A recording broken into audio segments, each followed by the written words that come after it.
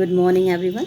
Today we will study about Rutherford's alpha scattering experiment. Before starting explanation, you should know what material he used in his experiment. Okay, and why. First one, thin gold foil. He used thin gold foil. Why he used gold? That is the question. Because gold is highly malleable and he wanted to obtain very thin foil. Okay, 1 millionth of a centimeter. So that is why he used gold. Then second one, radioactive substance, radium or polonium, as a source of alpha particles, as they emit alpha particles, more alpha particles. Then lead chamber. Why lead? As it has high density and alpha beta particles cannot penetrate through it, and it helps to concentrate the beam of alpha particles towards the gold foil. And last one is screen coated with zinc sulfide. What is the role of zinc sulfide?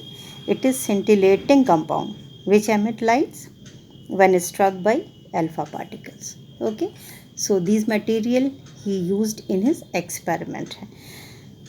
What he did, he placed a radioactive source, radium or polonium, in a lead box with a hole in it and directed a stream of alpha particles towards a very thin gold foil. Okay, so what is alpha particle? That also you should know. Alpha particle is a charged helium ion 2 plus. Okay, and whenever an alpha particle strikes the scintillation screen, a tiny flash of light is produced. Okay, tiny light of produced that can be detected with the help of movable microscope. So Rutherford observed the alpha particle path of travel and count the deflection. How? By means of zinc sulfide screen that would produce flash of light, scintillation in the dark when each individual alpha particles hit the screen. Okay, and what he noticed, first observation, he noticed that 99% of alpha particles passed straight, as most of the scintillation were produced right behind the gold foil. Okay, so it shows that most of the space in the atom is empty. Okay, that was the first observation and conclusion. Then second observation, very few, you can say 1% of alpha particles were deflected, as very few scintillation were produced at some angle. What is the conclusion of this one? That the positive charge is concentrated somewhere in the atom, and when alpha particles, which are also positively charged, pass in the vicinity of this concentrated positive charge of atom, they get repelled and suffer deflection. Okay, so this is second observation and conclusion.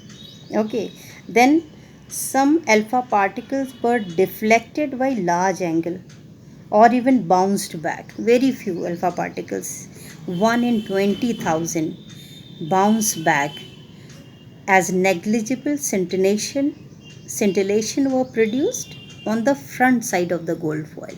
Negligible scintillation, flash of light were produced on the front side of the gold foil.